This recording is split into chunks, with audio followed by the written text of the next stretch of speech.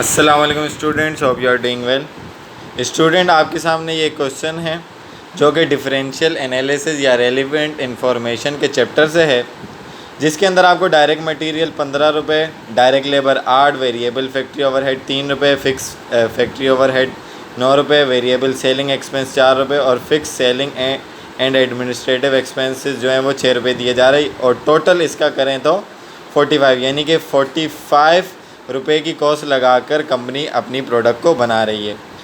अच्छा, a firm is producing 30,000 unit, 30,000 unit बना रही है which the 80% of total cost, जो टोटल कैपेसिटी का 80% है। और नॉर्मल सेलिंग प्राइस जो है वो 50 पर यूनिट है। 45 का बना रही है, 50 का बेच रही है। ओके, अब दो केस आपके पास दिए हुए कि आपके पास एक स्पेशल ऑर्डर आया 15,000 यूनिट का कि एक क्लाइंट से, और उसने ऑफ़र किया कि भाई 35 रुपये में बना के दे दो, विद स्पेशल मोनोग्राम भी होना चाहिए उसके ऊपर एक हर यूनिट पर, ठीक है ना। और उसकी जो कॉस्ट होगी वो 1 रुपये होगी और स्पेशल इक्विपमेंट भी उस मोनोग्राम को लगाने के लिए रिक्वायर्ड होगा, जिसकी कॉस्ट कितनी होगी, 10,000 रुपये होगी, ताकि मोनोग्राम डिज़ाइन हो सके। तो क्या ऑर्डर एक्सेप्ट किया जाएगा, तो इसको हमने देखना होगा। और सेकंड में कह रहे हैं due to recession firms expected sale 23,000 but firm think that if it offer 15% discount it can sell 30,000 units, again should company offer discount। यानी कि रिसेशन पीरियड के अंदर क्या हो रहा है कि कंपनी जो है वो 23,000 यूनिट सेल कर रही है। अगर वो कह रही है कि हम 15% डिस्काउंट दे दें और तो हम वापस से 30,000 यूनिट बेचना शुरू कर देंगे, तो क्या कंपनी ऑफ़र करेगी डिस्काउंट को। तो सबसे पहले आप ये सॉल्यूशन देख लें पार्ट ए का। आपके पास जो टोटल कैपेसिटी है प्रोडक्शन की वो आप निकाल लें, वो 37,500 बनेगी। टोटल निकालने के लिए आप रेशो को या परसेंटेज को रिवर्स कर देते हैं, 30,000 multiply by 100 divided by 80।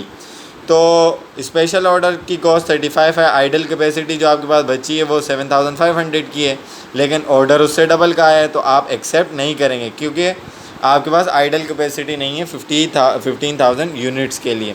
Okay, उसके बाद सेकंड पार्ट की तरफ अगर हम आएँ तो इनकम ड्यूरिंग रिसेशन आपकी कितनी हो रही है वो आपने देखनी है।